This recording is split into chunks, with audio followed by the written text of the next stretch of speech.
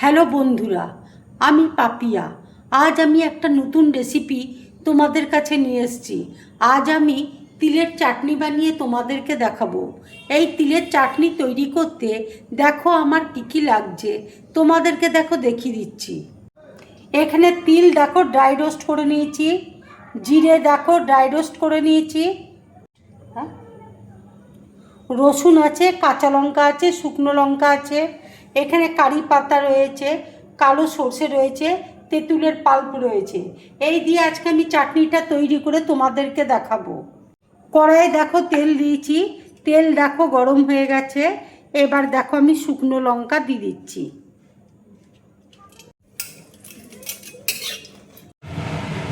রসুন দেখো দিয়ে দিচ্ছি,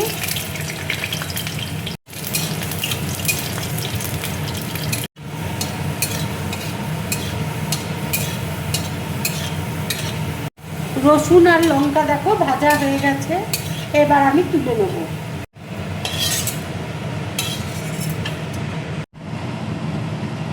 ড্রাই রোস্ট করা তিলটা দেখো আমি দিয়ে দিচ্ছি,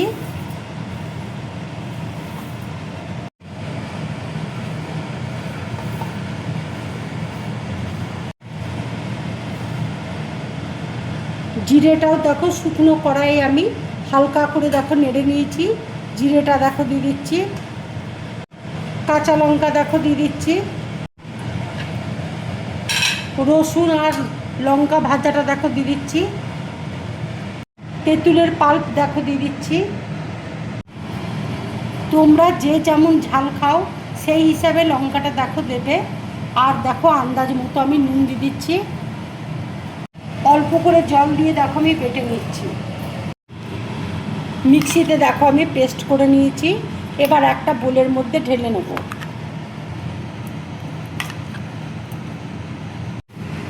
এবার দেখো চাটনিতে আমি তড়কা দেবো। কড়াইয়ে দেখো তেল দিচ্ছি, তেল দেখো গরম হয়ে গেছে। এবার দেখো সর্ষে আমি দিয়ে দিচ্ছি, শুকনো লঙ্কা দেখো ফোড়ন দিচ্ছি,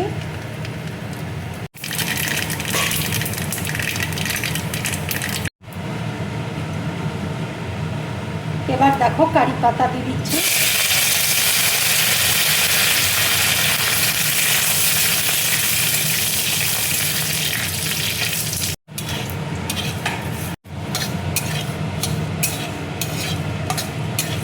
এবার দেখো গ্যাসটা আমি অফ করে দিচ্ছি, তড়কাটা দিয়ে দেব।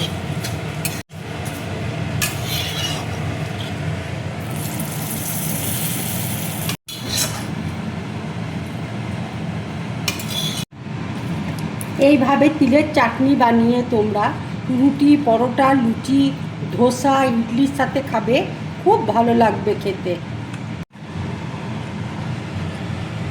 তিলের চাটনি দেখো আমার পুরোপুরি রেডি। যদি আমার এই রেসিপিটা তোমাদের ভালো লাগে তাহলে লাইক করবে, শেয়ার করবে, আর ব্লগ চ্যানেলটাকে সাবস্ক্রাইব করবে। তোমরা বেশি করে কমেন্টস করবে, তাহলে আমার খুব ভালো লাগবে। নমস্কার।